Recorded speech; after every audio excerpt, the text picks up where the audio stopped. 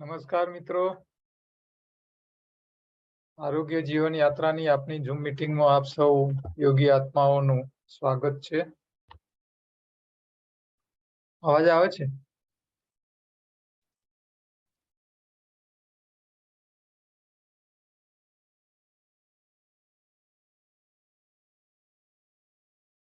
योगाहार એ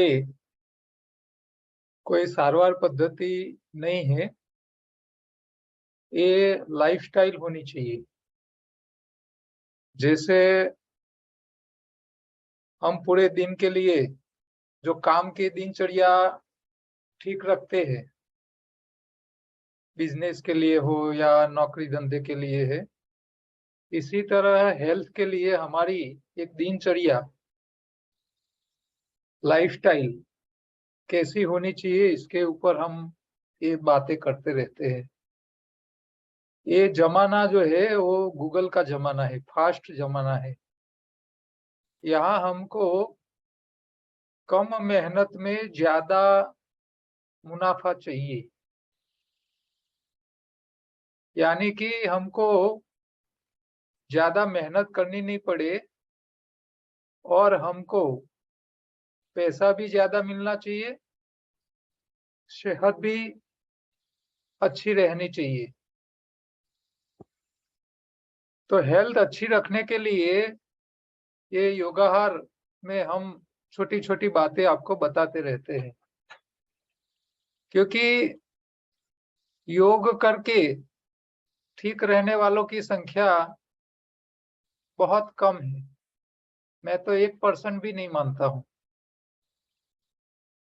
भले योग दिवस की बहुत जोर जोर से उजवनी होती हो, फेस्टिवल की तरह उसको मनाया जाता है, लेकिन एक दिन के लिए सब लोग इकट्ठा होते हैं, फिर कोई करता नहीं है। तो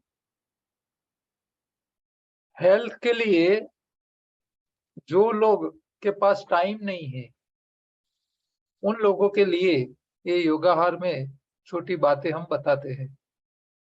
सबसे पहले जो महत्व की बात है, जिसके ऊपर हम सबसे ज्यादा महत्व देते हैं, वो है चबा के खाने की आदत। हर व्यक्ति जो मनुष्य है, मनुष्य अपने जितने भी काम करता है उसमें वो एक्सपर्ट होना चाहिए। आप रसोई बनाते हो तो अच्छी ही बननी चाहिए, नहीं बनेगी तो फिर बच्चे और घर वाले सारे लोग फरियाद करेंगे।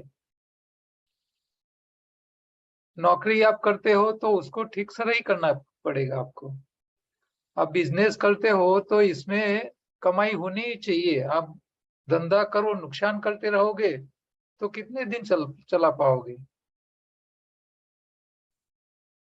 तो जब ये सारी अलग काम के लिए हम अपना ध्यान रखते हैं, तो शरीर को भी ठीक रखने के लिए हमको ध्यान तो रखना ही पड़ेगा। अब ध्यान का मतलब क्या है, जिसको हम मेडिटेशन बोलते हैं। मेडिटेशन का मतलब ये नहीं है कि आप बैठ जाओ गुफा में जाके और आंखें बंद करके बैठ जाओ। मेडिटेशन का मतलब है आप जो भी काम करते हो इसमें ध्यान पूर्वक काम करो, उसको मेडिटेशन बोलते हैं। अब साइकिल चलाते हो तो साइकिल ऐसी तरह चलानी पड़ेगी कि आप गिर ना जाओ, आपको ध्यान रख के चलाना पड़ेगा। तो जब आप साइकिल चलाते हो तो ध्यान रखते हो, तो इसी को ही मेडिटेशन बोलते हैं। आप शीर्षासन करोगे तो गिर जाओगे तो क्या होगा, ऐसा नहीं होना चाहिए। तो गिर न जाए और आप शीर्षासन कर पाओ, बैलेंस रख पाओ, तो वो बिना ध्यान से होगा नहीं। तो इसी को ही मेडिटेशन बोलते हैं। तो हमको शरीर को ठीक रखने के लिए जो खान पान के नियम है उसमें हमको ध्यान रखना पड़ेगा।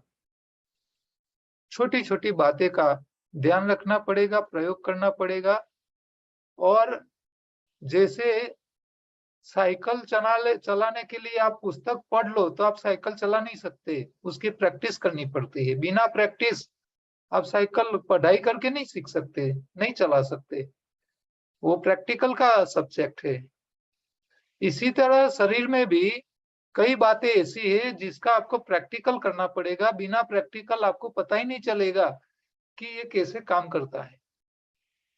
जैसे कि शरीर में आने वाली बीमारियां हम दो प्रकार की मानते हैं। एक होती है वायरस जन्य, सर्दी जुकाम बुखार, डेंगू चिकनगुनिया टाइफाइड मलेरिया, ये सब जो है वो वायरस जन्य बीमारियां हैं। दूसरी जो बीमारियां है वो है शरीर में हमारे ऑर्गन में इकट्ठे हुए कचरे के कारण वो ऑर्गन की काम करने की क्षमता कम हो जाती है। तो दूसरी प्रकार की समस्या ये होती है। और तीसरी जो समस्या है वो है न्यूट्रिशन के अभाव के कारण, जैसे कि घुटन घिस जाना, हड्डियां वीक हो जानी।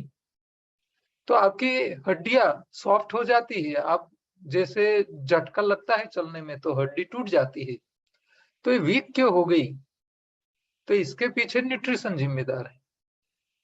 अच्छा, आपके हृदय में आपको हार्ट अटैक क्यों आया?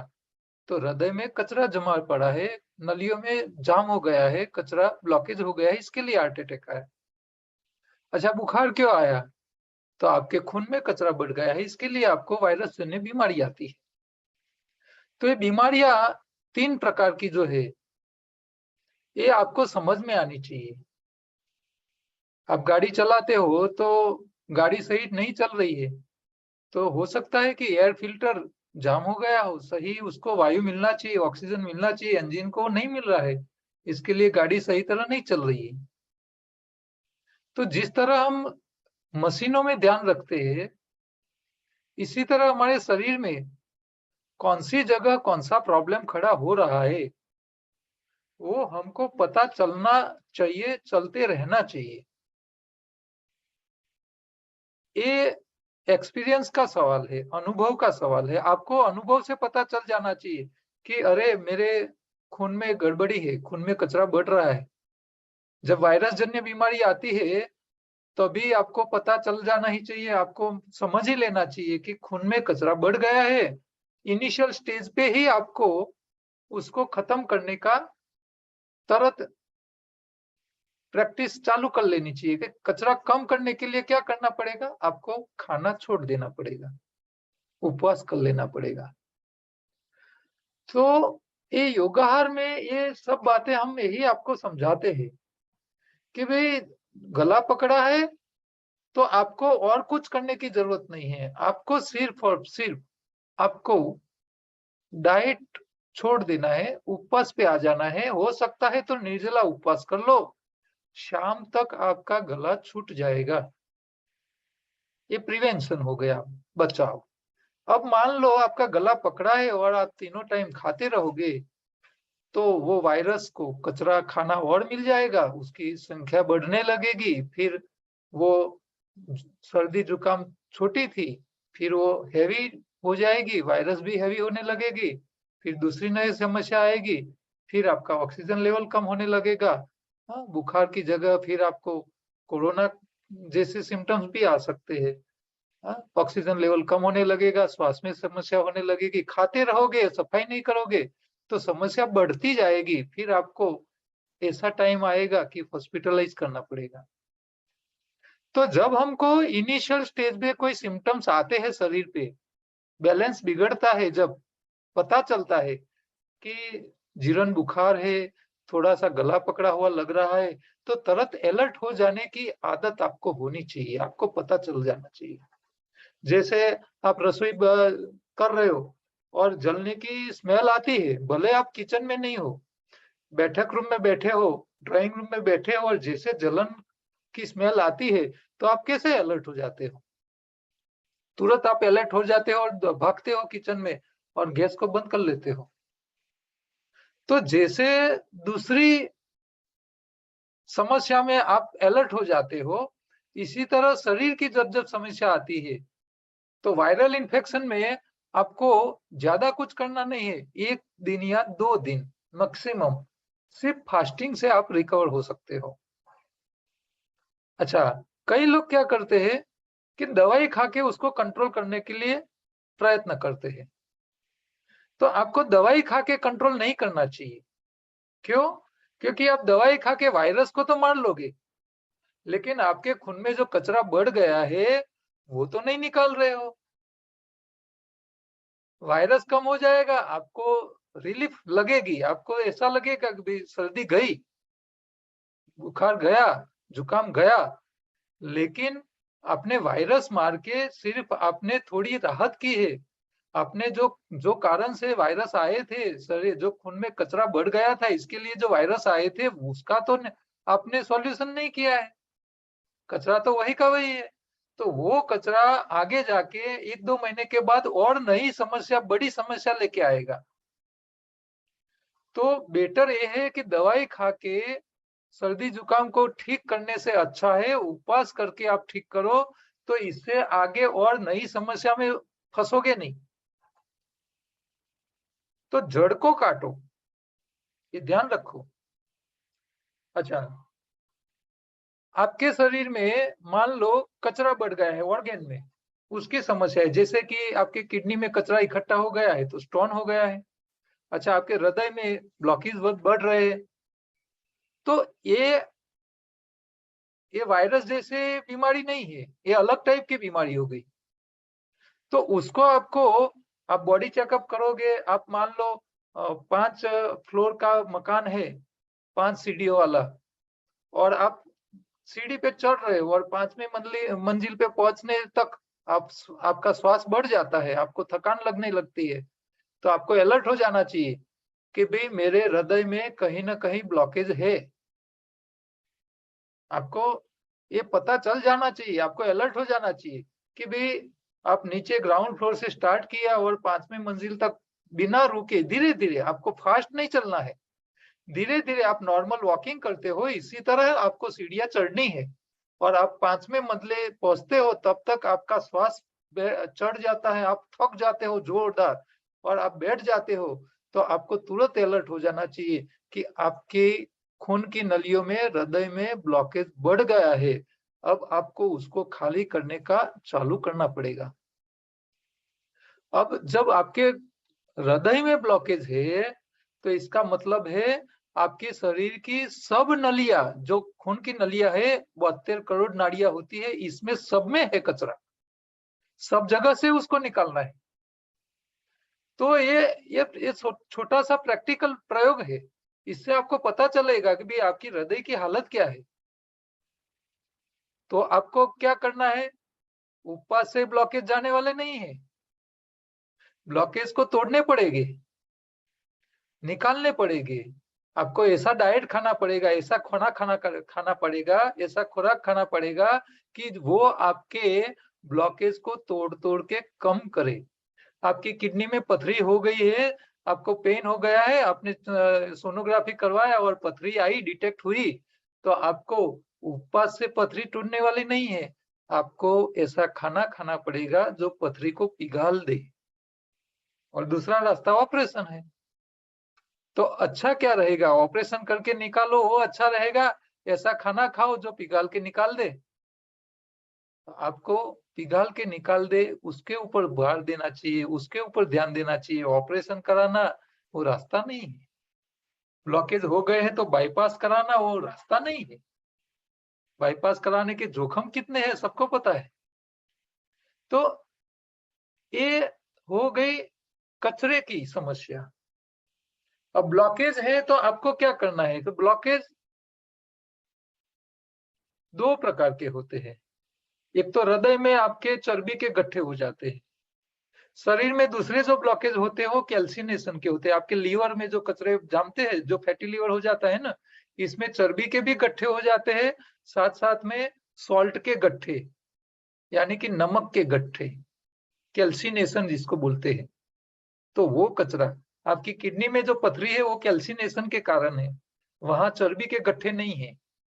हृदय की नली में है वो चर्बी के गट्ठे है, किडनी लीवर में चर्बी के और नमक के दोनों के गट्ठे हो जाते हैं, तो फैटी लिवर हो जाता है।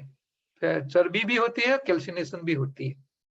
तो आपको इसको पिघालने के लिए, मान लो कैल्सिनेशन की समस्या है, आपकी खून की नलियां हार्ड हो गई है कैल्सिनेशन के कारण और बीपी बढ़ रहा है, तो इसको कैल्सिनेशन को तोड़ने के लिए आपको खट्टे फल सबसे ज्यादा खाना चालू कर लेना पड़ेगा। वहां आपको उपवास की आवश्यकता नहीं है, आप जो भी खा रहे हो इसको खाओ, लेकिन खट्टी चीजें ज्यादा खाओ।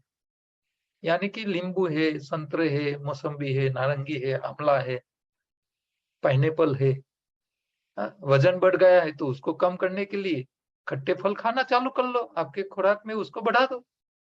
तो आपकी कैल्सिनेशन की जहां जहां समस्या है, फैटी लिवर में हो या किडनी में पथरी है या आपकी हृदय की नलियां जो हार्ड हो चुकी है जिसके कारण आपको बीपी बढ़ रहा है, तो वो भी धीरे धीरे खत्म हो जाएगा, पिघल जाएगा, कैल्सिनेशन निकल जाएगा और आपके बीपी नॉर्मल हो जाएगा, किडनी की पथरी निकल जाएगी।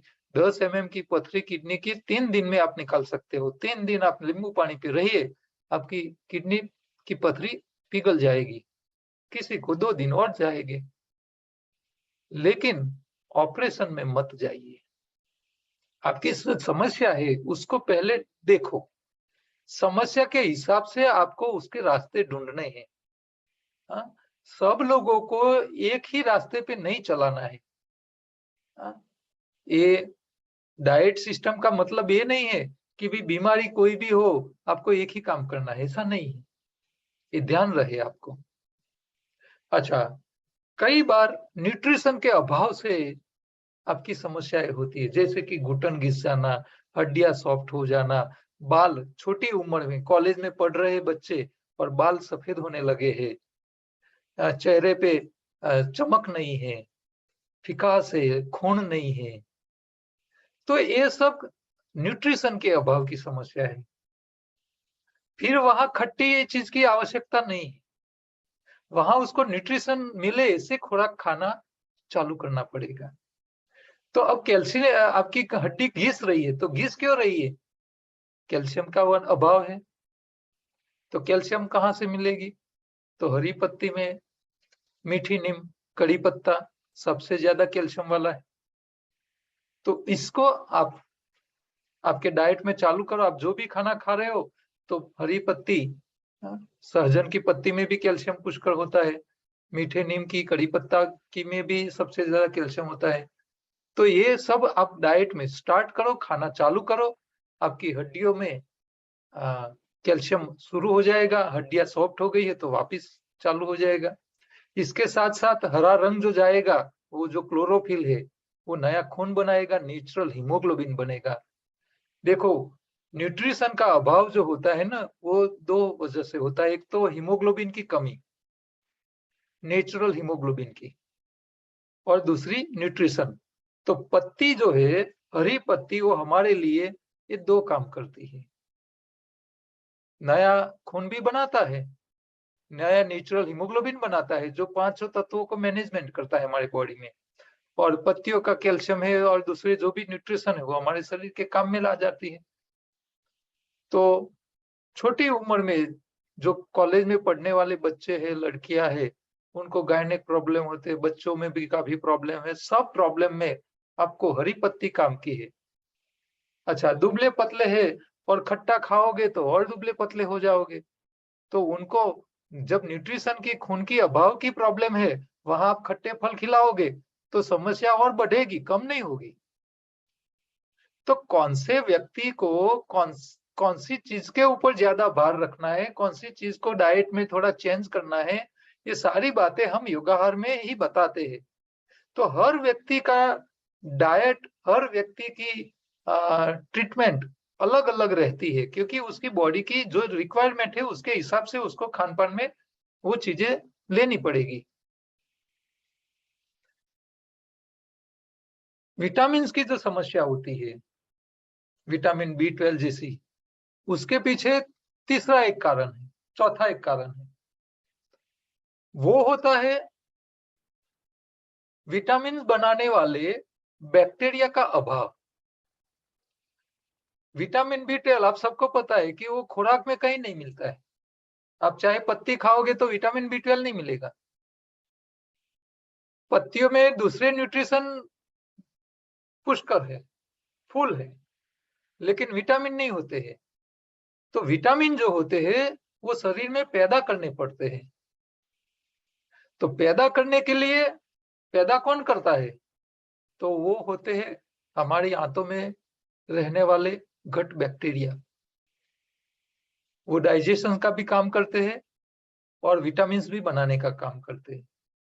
तो विटामिन की खामियां इन लोगों को है जिनके आंतों में बैक्टीरिया की कमी हो जाती है, विटामिन बनाने वाले। तो ये बैक्टीरिया कम क्यों हो जाते हैं?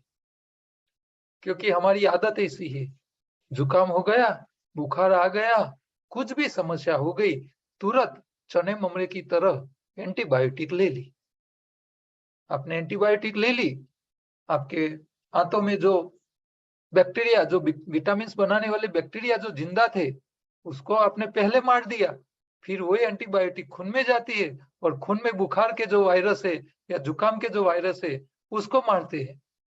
तो पहले वो एंटीबायोटिक आपके खून में जाके सर्दी जुकाम के वायरस को मारे, इससे पहले आपके आंतों में जो अच्छे काम के बैक्टीरिया है, जो विटामिन बना के देते हैं हमारी बॉडी को, पहले उसको आप खत्म करते हो। ये ध्यान ही नहीं है हमको। जैसे खेतों में खेडूत क्या करते हैं, फसल लगाते हैं, लेकिन क्या करते हैं, रासायनिक खाद डालते हैं, जंतुनाशक दवाइयां डालते हैं, पेस्टिसाइड डालते हैं। तो जो खेतों में जो फसल को पोषक तत्व बना के देने वाले जो बैक्टीरिया होते हैं, ये रासायनिक दवाई या खातरों से, फर्टिलाइजर से वो मर जाते हैं। फिर वो खेत में प्रोडक्शन कम होने लगता है, खेडूत की हालत खराब हो रही है। खेडूत खुद को पता नहीं है कि मेरी फसल क्यों कम पैदा हो रही है, ये जो फसल तैयार हो रही है उसकी टेस्ट क्यों अच्छी नहीं आ रही। तो जैसे हमने एंटीबायोटिक को बिना कंट्रोल खाते रहते हैं, चने ममरे की तरह, इसे वो खाने के बाद ही हॉस्पिटल में ज्यादा जाना पड़ता है। तो मनुष्य लोगों ने एंटीबायोटिक का ज्यादा डोज कर करके विटामिन की कमियां कर ली।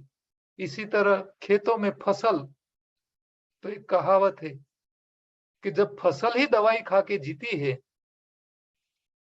तो मनुष्य को तो दवाई खा के ही जीना पड़ेगा। फसल ही दवाई खाती हो, अब आपका जो खुराक है वो जो खेतों में पैदा हो रहा है, वो पैदा जहां से हो रहे है वो फसल ही दवाई खाती है, तो फिर मनुष्य को तो दवाई खानी ही पड़ेगी। तो आप खेडूत है, फार्मर्स है, आपके रिलेटिव कोई फार्मर है तो उनको बोलो कि कम से कम खाने पीने की चीजें जो है उसमें दवाइयां, रासायनिक खाद मत डाले, वो ऑर्गेनिक तरीके से, प्राकृतिक तरीके से उसको पैदा करे। वो आवश्यक है, जरूरी है, लोगों को ये भी बताना पड़ेगा। तो खेतों की हालत खराब हो गई है दवाइयां खातों के, रासायनिक खातों के हिसाब से, और मनुष्य का हेल्थ जोखम पे इसीलिए आया है ये एंटीबायोटिक का ओवरडोज। एंटीबायोटिक कभी लेना ही नहीं चाहिए। आप उपवास कर लो 1 दिन या 2 दिन, आप ठीक हो जाओगे, बिना दवाई से ठीक हो जाओगे। आप दवाइयां खा खा करके आपके शरीर में विटामिन बनाने वाले बैक्टीरिया को मत मारो, वो मर जाएंगे तो आपकी शरीर में हालत खराब होने वाली है। पेस्टिसाइड वाला खुराक भी आप मत खाइए। उससे बचने के लिए आप कम से कम पेस्टिसाइड्स को खत्म करने के लिए आप नमक वाले पानी में वॉश करके, या तो ओजोनाइजर मशीन आप रख लीजिए, वो बहुत अच्छा होता है, उसका प्रयोग कीजिए। तो ओजोनाइजर मशीन जो होता है वो सब्जी पत्तियां सब में जो पेस्टिसाइड होते हैं उसको तोड़ने का काम करती है, साथ साथ में जम्स को भी मारने का काम करता है। और ये पेस्टिसाइड शरीर में जाके नुकसान न करे, इसके लिए कोई भी सब्जी, कोई भी फल को पका के मत खाइए। जब वो गर्म होता है पेस्टिसाइड, तो और ताकत वाला होके शरीर में जाता है और कैंसर जैसी बीमारियों को आमंत्रण करता है, बुलाता है। क्योंकि पेस्टिसाइड और ऐसी भविष्यवाणी WHO ने की है कि अगले 5 या 10 साल में 25% लोग सिर्फ कैंसर से मरने वाले हैं, 25% लोग। तो ये पेस्टिसाइड का जो भयंकर प्रयोग हो रहा है, उससे लोगों को जागरूक करना पड़ेगा, लोगों को बचाना है। आपको भी मार्केट में से लाओ, इससे अच्छा है कि आपके इलाकों में जो नेचुरल तरीके से सब्जी फसल पैदा करने वाले खेडूत है, उसको पकड़ो, वहां जाओ, थोड़ा पैसा ज्यादा दो, लेकिन जहर वाला मत लाइए। ऑर्गेनिक के चक्कर में मत पड़ना। इंडिया में ऑर्गेनिक प्रोडक्ट्स बहुत महंगी है, इससे अच्छे प्राकृतिक तरीके से पैदा की हुई चीजें अच्छी है, लाख गुना अच्छी है। ऑर्गेनिक सर्टिफाइड चीज में मत पड़ो, प्राकृतिक के ऊपर जाइए। और हमारे गुजरात में गुजरात सरकार प्राकृतिक खेती करने वाले के पीछे लगी हुई है, खेडूतों को प्रैक्टिस करवा रही है, ट्रेनिंग दे रही है, और प्राकृतिक खेती करने वाले काफी खेडूत अभी तो करीब 1 लाख तक पहुंच गए। तो आपको कहीं ना कहीं उसको ढूंढना पड़ेगा, वहीं से आपकी सब्जी, आपके अनाज, दाल, कठोर जो भी खाने के लिए ला रहे हो, वो हो सके वैसी लाओ। हम हमारे शाहीबाग सेंटर भी ये अभी खजूर की सीजन चल रही है, तो हमारे प्रभु भाई करके कच्छ में है, वो टोटली उसकी कैरी भी प्राकृतिक होती है, उसकी खजूर भी प्राकृतिक, एक नए पैसे की पेस्टिसाइड इस्तेमाल नहीं करते हैं। तो ऐसी चीजें लाके लोगों को सीजन में खिलाते हैं। तो ये सब आवश्यक है, आपको उसके ऊपर ध्यान रखना पड़ेगा। ठीक है, अभी हमारे पास 7 मिनट का टाइम है। जिन लोगों को कोई भी क्वेश्चन है तो अपना वीडियो ऑन करें और हाथ हिलाए, तो इसमें हम थोड़े सवाल जवाब भी ले लेते हैं। हाँ, रीना चंद्रन, बोलिए। हाँ सर जी। મારી ડોટર છે ને સર, હા એમને પીસીઓડી નો પ્રોબ્લેમ છે, તો એના ઉપાય તરીકે શું કરી શકાય સર? ચાવીને ખાવાની આદત, હા સર, 50% આલ્કલાઇન એટલે કે કાચો ખોરાક ખાઓ, અને ગ્રીન જ્યુસ, કારણ કે અમારા શરીરમાં બોડીનું મેન્ટેનન્સ માટે જે નેચરલ હિમોગ્લોબિન બનવું જોઈએ એ આપણે ખાતા જ નથી, લીલું ખાતા નથી, ગ્રીન કલર ખાતા નથી, એટલે નેચરલ હિમોગ્લોબિન હોતું નથી। તો નેચરલ હિમોગ્લોબિન એ બનવા માટે લીલા પાનના જ્યુસ, ચટણીઓ અથવા એની ગોળી, પાવડર જે રીતે ફોર્મમાં મળે એ રીતે એમને ખવડાવો, તો શરીરનું મેન્ટેનન્સ अपने आप થવાનું ચાલુ થશે। ચાવીને ખાવાથી અડધી સમસ્યાઓ જતી રહે છે, કબજિયાત રહેતી નથી, અને ખોરાકની અંદર ગ્રીન કલર, આલ્કલાઇન ખોરાક વધારે ખાઓ, 50% આલ્કલાઇન ખાઓ, સમસ્યા ધીરે ધીરે જતી રહેશે। યોગા એક્સરસાઇઝ થઈ શકતી હોય તો કરો, અને યોગા એક્સરસાઇઝ કરે એ 3 વાર ખાય। યોગા એક્સરસાઇઝ કરવા વાળાને 3 વાર ખાવાની છૂટ, જે લોકો કસરત નથી કરતા એમને તો 2 જ વાર ખાવાનું, ઇન્ટરમીડિયેટ ફાસ્ટિંગ રોજ કરવાનું, આમાં કઈ નવું કરવાનું નથી। હા સર, એમાં એવું છે સર, ઈ 12 સાયન્સમાં છે એટલે ફિઝિકલ એક્ટિવિટી કઈ કરવાનો એને ટાઈમ રહેતો હા, તો નથી સર। એને કહો કે ભોજન હવે 2 ટાઈમ જ ખાવાનું, અને ડેરી પ્રોડક્ટમાં दूध चा कॉफी બંધ કરાવી દો। દહીં અને માખણ સિવાયની दूध ડેરી પ્રોડક્ટ ખાવા લાયક છે જ નહીં। દહીં અને માખણ 2 જ વસ્તુ ખાઈ શકાય। હા, दूध चा कॉफी બંધ કરાવી દો। ઓકે, ઈ તો સર અમે નથી લેતા સર। હા, પ્રતીકભાઈ ભટ્ટ, આપણા જોડે સમય ઓછો છે, 5 મિનિટ છે, 2-3 જણા લઈ લઈએ, પછી હર્ષા પટેલ, સરોજબેન, બોલો શું છે? મારી છોકરી 3 વર્ષની છે અને આઈટીપી ની પ્રોબ્લેમ છે, પ્લેટલેટ્સ ડાઉન થાય છે, આઈટીપી પ્લેટલેટ્સ ડાઉન થાય છે, આઈટીપી ની પ્રોબ્લેમ છે, 3 વર્ષની છે। 3 વર્ષની છે, પ્લેટલેટ્સ ડાઉન થાય છે, એટલે એને કઈ વાયરલ ઇન્ફેક્શન રહે છે બોડીમાં? ચેક ના કરાવો। સર, બીજું કોઈ પ્રોબ્લેમ નથી એને। નહીં, એટલે આમ તમને બીજું ખ્યાલ બધું ના ઠીક આવે, છે। પણ પ્લેટલેટ્સ ડાઉન ત્યારે જ થાય કે જ્યારે શરીરમાં વાયરસ લોડ વધે, એટલે એને સર આઈટીપી કે છે, આઈટીપી ઇમ્યુન ડિસીઝ। એટલે આમાં જો એ લોકો વ્યાખ્યા કોઈ બી આપતા હોય તો પણ તમે એક કામ કરો, ગિલોય ગરો આવે છે ને, આ ગરોની રોજ 1 ગોળી ખાલી એમને 3 વર્ષની છે તો અડધી ગોળી રોજ એને આપો। અને સર ગ્રીન ચટણી ને ગ્રીન જ્યુસ ને એવું થોડું આપવાનું રાખો એને, તો એની ઇમ્યુનિટી, નવું લોહી બનશે, ન્યુટ્રિશન મળશે, અને તો એનાથી એને બેનિફિટ થવાનો ચાલુ થશે. અને ગિલોય આપશો તમે તો એનાથી વાયરલ કોઈ ઇન્ફેક્શન હોય બોડીમાં, કારણ કે ઘણી વખતે શરીરમાં વાયરસ હોય ને એની અમુક સંખ્યાથી વધે નહીં, તો આપણને એનો ટેસ્ટ કરાવીએ લેબ ટેસ્ટ, તો એમાં પકડાય નહીં, ખબર ના પડે. એટલે સર મને એસિડિટી ને કબજિયાતની પ્રોબ્લેમ છે ને, અને સર્વાઇકલ સાયટિકા પણ સાથે જ. એ બધી સમસ્યાઓ જશે. પહેલા ચાવીને ખાવાની આદત પાડો. બીમાર લોકો તો 3 વાર ખાય જ નહીં, 1 વાર ખાવાનું છોડી દે. અને લીલા પાનના જ્યુસ ચટણીઓ જોડે ખાય, 50% કાચું ખાઓ, 50% રાંધેલું ખાઓ, અને ચાવીને ખાઓ. દૂધ, ચા, કોફી છોડી દો. આ શરૂઆતનું મિનિમમ આપણો ડાયટ છે. પછી સર ગ્રીન વેજીટેબલ માં શું આવી શકે? લીલા પાંદડા, વેજીટેબલ્સ નહીં, પાલક, ફુદીનો, કોથમીર, મીઠો લીમડો. શાકભાજી કોઈ ગ્રીન કહેવાય જ નહીં, બરોબર છે? શાકભાજી ને ના, શાકભાજી નહીં, લીલા પાન એને જ મહત્વનો ખોરાક માનો.